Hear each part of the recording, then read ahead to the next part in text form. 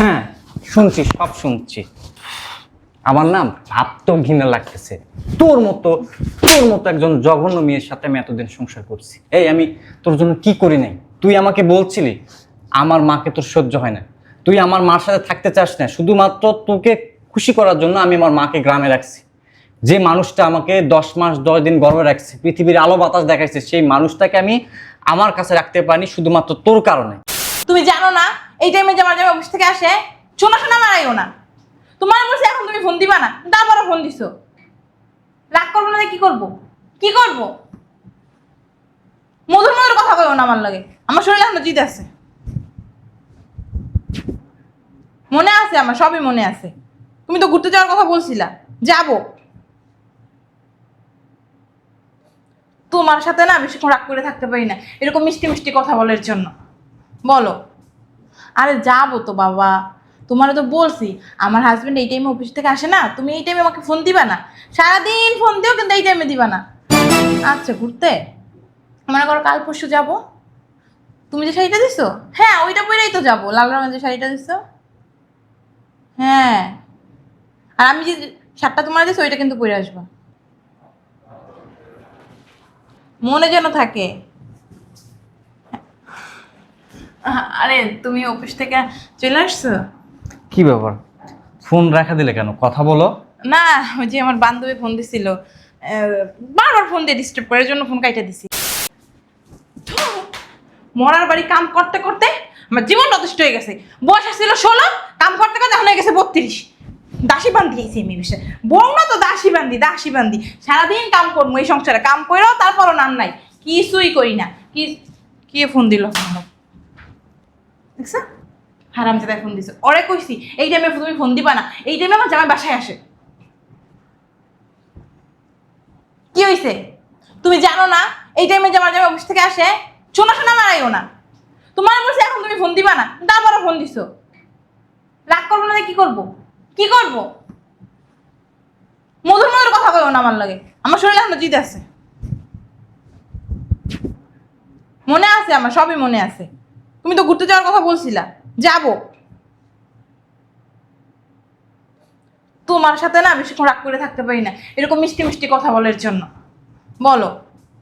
আরে যাবো তো বাবা, তোমারও তো বলছি আমার হাজবেন্ড এই টাইমে অফিস থেকে আসে না, তুমি এই টাইমে আমাকে ফোন দিবা না। সারাদিন ফোন দিও কিন্তু এই টাইমে দিবা না। আচ্ছা ঘুরতে মনে করো কাল পরশু যাবো। তুমি যে শাড়িটা দিছো, হ্যাঁ ওইটা পরেই তো যাবো, লাল রঙের যে শাড়িটা দিছো। হ্যাঁ, আর আমি যে শার্টটা তোমার দিছো ওইটা কিন্তু পরে আসবা, মনে যেন থাকে। আরে তুমি অফিস থেকে চলে আসছো? কি ব্যাপার, ফোন রাখা দিলে কেন? কথা বলো। না, ওই যে আমার বান্ধবী ফোন দিছিল, বারবার ফোন দিয়ে ডিস্টার্ব করার জন্য ফোন কাইটা দিছি। কথা বলবো না। কে ফোন দিছিল? আমার বান্ধবী। তা আমি কি তোমাকে জিজ্ঞেস করছি কখনো যে তোমার বান্ধবী ফোন দিছে না বন্ধু ফোন দিছে? না, তুমি জিজ্ঞাসা করো না, বললাম আর কি। আমার তো একটা দায়িত্ব আছে তোমাকে বলার আর কি। ও মানে তোমার দায়িত্ব আছে না? গুড, বসো। তা ফ্রেন্ডের সাথে কি কথা হলো? তুমি না কি জিজ্ঞাসা করো? পার্সোনাল কথা কি তোমার সাথে বলা যায়? অনেক ব্যাপার আছে, এগুলো তোমার বলা যাবে না আর কি। বলা যাবে না? তা তোমার বন্ধুর বউ কেমন আছে? আমার বন্ধু তো বিয়েই করে নাই। আসলে আমার বান্ধবী এখনো বিয়ে করে নাই। ও, বিয়ে করে নাই না? তা এবার কি সত্যটা বলবা সাথী? কি সত্য? বুঝলাম না, কোন সত্য কথা বলছো তুমি? বুঝতেছ না না? আচ্ছা সমস্যা নেই, যেহেতু বুঝোনি। আচ্ছা যাই হোক, বাদ দাও। শোনো, ওই আমি কিন্তু কালকে গ্রামে মার কাছে যাচ্ছি। ও তাই? তাহলে ভালো। আচ্ছা তাহলে যাইও আমার কাছে। কয়দিন থাকবা? কালকে যাব, ওই একদিন পর চলে আসবো। কি বলো? আমার কাছে যাবে একদিন পর আসবা? তুমি একটা কাজ করো, মিনিমাম 15 দিন তো আমার কাছে থাকতে পারাইছো। আমি কি ওখানে থাকার জন্য যাচ্ছি নাকি? তোরা কিসের জন্য যাচ্ছ? আমি মাকে নিয়ে আসতে যাচ্ছি, এখন থেকে মা আমাদের সাথে থাকবে। মানে কি? হ্যাঁ, মগের মুলুক নাকি? তোমার আম্মা এই বেশি থাকবে কি? বাসায় কেন থাকবে? হ্যাঁ, তোমার আমার বয়স হয়ে গেছে, আর উঠকো ঝামেলা। আমি পার্টিতে যাই, শপিং করতে যাই, এইখানে যাই, ওইখানে যাই, তোমার আম্মু থাকলে আমি যাইতেই পারবো না। তাছাড়া তোমার আম্মু পান খায়, পান খেয়ে এইখানে ছ্যাপ, ওইখানে কপ, ওইখানে পানের চিপটি ফেলায়। এত ঝামেলা আমার ভালো লাগে না। তোমার মা এই বাসায় থাকতে পারবে না, সেফ কথা। আজ যদি তোমার মা এই বাসায় আনো না, আমি কিন্তু তোমার সাথে সংসার করবো না। কি বললা, সংসার করবে না? না। আচ্ছা ঠিক আছে, আমার মা এই বাসায় থাকার কারণে তুমি যদি সংসার না করো, করার দরকার নেই। কাউকে জোর করে তো আমি রাখতেও চাই না। বুঝলাম না, আমি কিছু বুঝলাম না। তোমার মার কারণে তুমি সংসার ভেঙে দিবা? অবশ্যই ভেঙে দিব। আমি আমার মাকে অনেক ভালোবাসি। আমার মা আমার সাথে থাকবে। আমার মা 10 মাস 10 দিন গর্ভে আমার রাখছে। আর সব থেকে বড় কথা কি জানো, এই যে তুমি যে অজুহাতগুলো দিলে না, আমার মা আসলে তুমি পার্টি করতে পারবে না, তোমার স্বাধীনতায় হস্তক্ষেপ হবে, আসলে এগুলো না মানে কোনো ব্যাপারই না। মেন ব্যাপারটা হচ্ছে কি জানো, আমার মা যদি এখানে আসে তাহলে তুমি না তোমার ওই বয়ফ্রেন্ডের সাথে দেখা করতে পারবে না। বয়ফ্রেন্ড মানে কি কথা বলো? বয়ফ্রেন্ড? আমার কি কোনো বয়ফ্রেন্ড আছে নাকি? আলতু ফালতু কথা বলতেছো। এরকম কোনো কিছুই নেই আমার। নাই? তোমার বয়ফ্রেন্ড নাই? সত্যি নাই? আরে না, এই তোমার শরীর ছুঁয়ে আমি বলতেছি। আমার কোন আমার সুয়া বললা তোমার বয়ফ্রেন্ড নাই? আমি তোমার সাথে মিথ্যা কথা বলি? তা অবশ্য ঠিক, তুমি মিথ্যা কথা বলো না, আর মিথ্যা কথা বলার মতো মেয়েও না তুমি। অবশ্যই। আচ্ছা, ওই তোমার কি মনে আছে গত 3টা মাস ধরে আমি সংসার খরচ বাবদ তোমাকে 5,000 টাকা কম দিচ্ছি? মনে থাকবে না কেন? প্রত্যেক মাসে সংসার চালাতে আমার যে কষ্ট হয় তুমি কিভাবে বুঝবা? অনেক কষ্ট কইরা তুমি যে 5,000 টাকা কম দাও, ম্যানেজ কইরা আমার সংসারটা চালাইতে হয়। জানো এই এই 5,000 টাকা দিয়ে আমি কি করছি? কি করছো?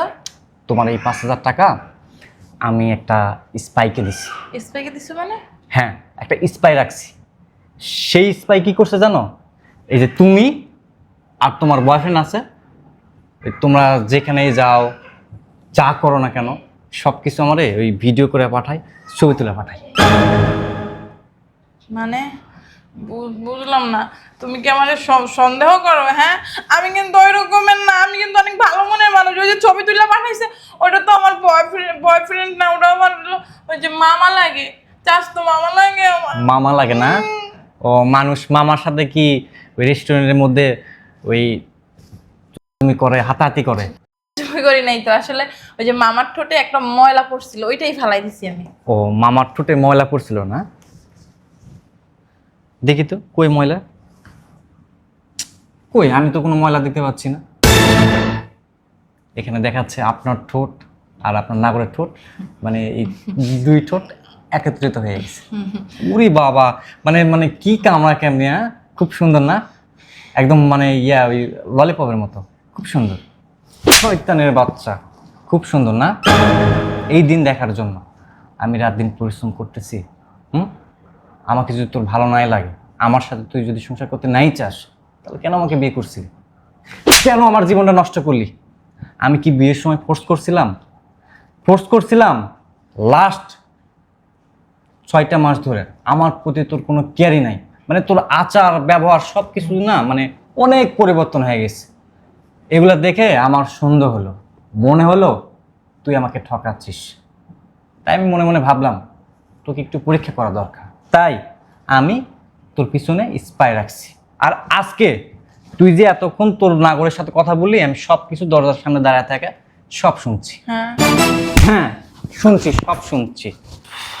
আমার নাম ভাবতেও ঘৃণা লাগতেছে। তোর মতো একজন জঘন্য মেয়ের সাথে আমি এতদিন সংসার করছি। এই আমি তোর জন্য কি করি নাই? তুই আমাকে বলছিলি আমার মাকে তোর সহ্য হয় না, তুই আমার মার সাথে থাকতে চাস না, শুধুমাত্র তোকে খুশি করার জন্য আমি আমার মাকে গ্রামে রাখছি।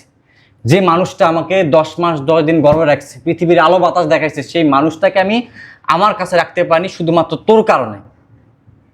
আমি না কখনো কল্পনা করতে পারি নাই যে তুই এমন জঘন্য একটা কাজ করতে পারিস। ভাগ্য ভালো আমার মাথায় বুদ্ধি আসছিল স্পাই রাখার। ওই স্পাইটা না রাখলে আমি জানতেই পারতাম না যে আমার পিছনে এগুলা তুই করিস। যাক, তেমন কিছু না আর কি। তেমন কিছু না না গায়ে বলতেছো কেন? ইচ্ছা করতেছে শুধু গায়ে হাত না, তোরে না এই ঝাড়ু দিয়ে মানে ঝাড়ু পিটা করতে, কিন্তু তোর মতো জঘন্য মেয়েকে মাইরে আমি আমার এই পবিত্র হাতগুলা নষ্ট করতে চাই না। ভালো হয়েছে, অনেক ভালো হয়েছে, তোর আসল রূপটা আমি জানতে পারছি, ধরতে পারছি। তোর সাথে আমি আর থাকতেছি না। আমি যা সিদ্ধান্ত নেওয়ার নিয়ে ফেলছি। এখন থেকে আমি আমার মাকে নিয়ে এই ঢাকা শহরে থাকবো। আর বিয়া, আল্লাহর রাস্তায় বিয়ে শাদীর মধ্যে আর যাবো না। বিয়ে করে আমার লাইফটা তামা তামা হয়ে গেছে, বিয়েই আর করবো না, বিয়ে করাটাই আমার ভুল হয়েছে। শোন, আমি এখন বাইরে যাচ্ছি, বাইরে থেকে আইসা যেন তোর এই মুখটা আমি আমার বাড়িতে না দেখি। যদি থাকিস না তাহলে আমার থেকে খারাপ কিন্তু কেউ আর হবে না। আমি তোকে ডিভোর্স দেবো। হ্যাঁ, আমি তোকে ডিভোর্স দেবো। ফাইজলামি কথাবার্তা বলো না, আমাকে ডিভোর্স দিবা সামান্য কারণে আমার ডিভোর্স দিবা? সামান্য কারণে তলে তলে টেম্পু চালাবা, এটাকে সামান্য কারণ? হ্যাঁ, অবশ্য সামান্য কারণ। তোর মতো যারা নষ্টা মহিলা আছে না, তাদের কাছে সামান্য, কিন্তু আমরা যারা ব্যক্তিত্ববান মানুষ, আমরা যারা পরিবারের ভয় করি, সম্মানের ভয় করি, আমাদের কাছে অনেক কিছু, বিশাল কিছু। তোর কারণে আমি আমার মান সম্মান তো হারাতে পারবো না।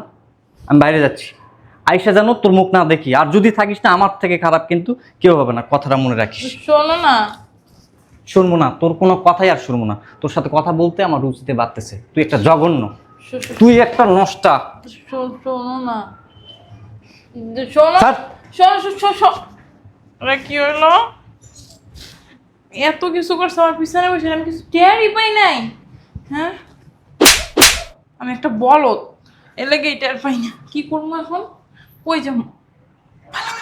আমার বান্ধবীর একটা ফোন দিয়া তারপরে ওর দ্বারা একটু বলি, ওরে একটা বুদ্ধি দিতে বলি। হ্যালো। হ্যাঁ বল, কেমন আছো? আরে কেমন আছো? রাখতো। আরে কি হয়েছে জানোস? কি হয়েছে? আরে আমার জামাই তো চাই না গেছে সবকিছু, এখন আমার বাসা থেকে বের করে দিতে আসছে। কি করবো? কি জাইনা গেছে? আরে আমি যে ওই পোলার লগে সম্পর্ক করি। কি বলস ভাইয়ে সব জাইনা গেছে? সব যাই না গেছে। এখন কি বলছে জানোস? ও বাইরে গেছে, আইসা যেন আমার না দেখে। এখন আমি কি ঠিকই আছে, ঠিকই আছে। তোর আগের তুই মানা করছিলাম যে তুই এগুলো করিস না। ভাইয়া কিন্তু অনেক ভালো একটা মানুষ, তোরে কিন্তু অনেক ভালোবাসে। তোর এক কথায় তোরে একখানে রাখছে, তোর শাশুড়ির একখানে রাখছে, কিন্তু না, আমার কথা তো তুই শোনস নাই। এখন আর কি করার, তোর বয়ফ্রেন্ডের লগে চলে যা। চুপ থাক। তোরা দিছি সমাধান করার লাগা, উল্টা তুই আমার এই বুঝাইতাছস। রাখ। কি করবো? ওই যে আমি রুমে যে বসে থাকি, ও আসলে হাত পা ধরে মাপ চাইলে ও মাপ করে দিব। ভালো আছে।